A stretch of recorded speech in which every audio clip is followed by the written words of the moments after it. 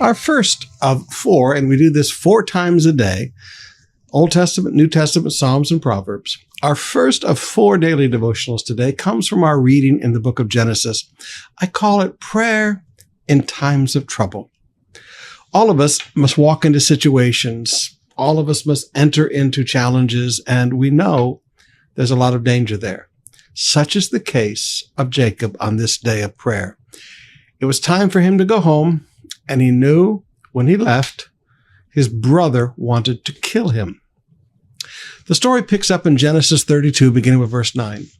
Then Jacob prayed, O God of my grandfather Abraham, and God of my father Isaac, O Lord, you told me, return to your own land and to your relatives, and you promised me, I will treat you kindly. I am not worthy of all the unfailing love and faithfulness you have shown to me, your servant. When I left home and crossed the Jordan, I owned nothing but a walking stick. And now my household fills 2 large camps. O Lord, please rescue me from the hand of my brother Esau. I am afraid that he's coming to attack me along with my wives and children. But you promised me, I will surely treat you kindly, and I will multiply your descendants until they become as numerous as the sands along the seashore, too many to count. Now, brothers and sisters, I want you to see a 4-fold prayer of Jacob in a time of trouble.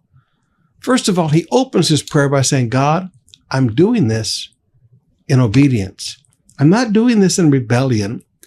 And I'm not doing this because I just made up this idea in my own head. I'm not doing this because I ate too much balut last night. God, remember, I'm doing this because you told me.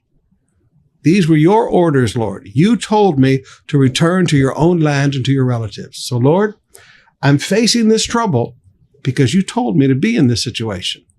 He says, secondly, God, remember your promise. He said, you promised me I will treat you kindly.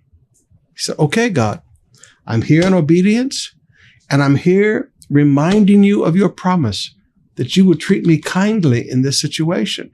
You wouldn't treat me like I deserve because I did deceive my father, and I do deserve this anger of my brother. But Lord, I'm here because you told me to do it, and you promised I'd be treated kindly. He said, thirdly, Lord, I'm here in humility. Now listen to the humility of Jacob's prayer. He says in verse 10, I'm not worthy of all the unfailing love and faithfulness you've shown to me, your servant.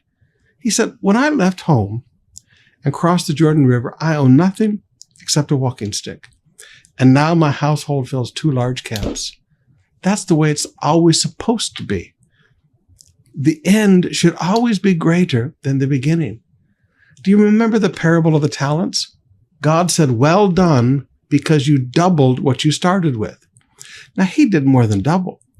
I want you to notice that this man by faith had been blessed by God, and now he entered in poverty and he exits in great wealth. But he has the humility to say, God, I'm not worthy of any of this. I look around at what you've done, and I'm not worthy of any of this. Have you ever sat in the home that God has given you and remembered where you came from? Remember the poverty that you grew up in and sat in your home and just said, Lord, I'm not worthy of any of this. But because of your unfailing love, you blessed me. Sometimes we need a little humility in our prayer. And fourthly, Jacob says, Lord, I'm here to say thank you. Everything I have, Lord, you blessed me with. Lord, I'm here to say thank you. And Lord, now I make a request. Verse 11, rescue me from the hand of my brother Esau.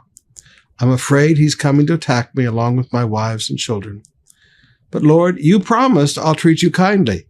You promised I'll multiply your descendants until they become as numerous as the sands along the seashore, too many to count. He said, God, now I've come to you in obedience. I reminded you of your promise. I've come before you in humility.